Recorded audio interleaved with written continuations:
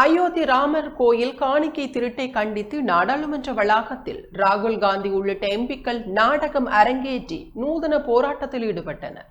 அதேபோல் மாணவர்கள் மீதான நடவடிக்கையை கண்டித்து அமித்ஷா ராஜினாமா செய்யவும் வலியுறுத்தினர்.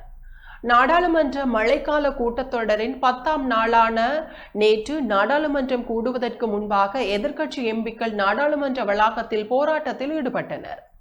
மஹர்த்வார் பகுதியில் நடைபெற்ற இந்த போராட்டத்தில் மக்களவை எதிர்க்கட்சி தலைவர் ராகுல் காந்தி, மாநிலங்களவை எதிர்க்கட்சி தலைவர் மல்லிகார்ஜுன கார்கே, சுயேட்சை எம்பி பபு யாதவ் உள்ளிட்டோர் கலந்து கொண்டனர்.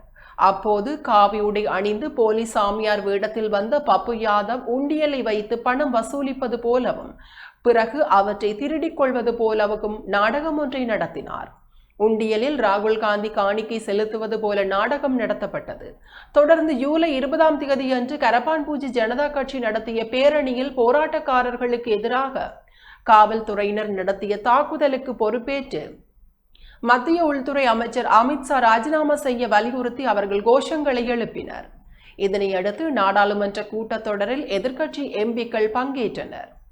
அப்போது காணிக்கை திருட்டை கண்டித்தும் அமித்ஷா ராஜினாமா செய்ய வலியுறுத்தியும் கோஷங்களை எதிர்க்கட்சியினர் எழுப்பினர். அவர்களை அமைதிப்படுத்துவதற்கான முயற்சிகளை சபாநாயகர் ஓம் பிர்லா மேற்கொண்டார்.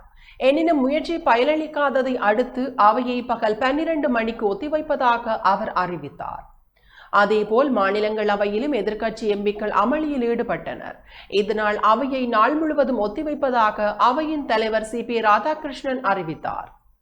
அதிகாரம் இல்லாததால் காங்கிரஸ் கட்சி நிதானத்தை இழப்பதாக பாஜக விமர்சித்துள்ளது.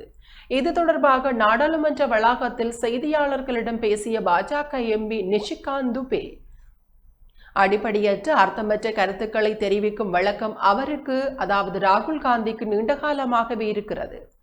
காங்கிரஸ் கட்சி கடந்த 12 ஆண்டுகளாக அதிகாரத்தில் இல்லாததே அவரது தற்போதைய மனநிலைக்கு காரணம்.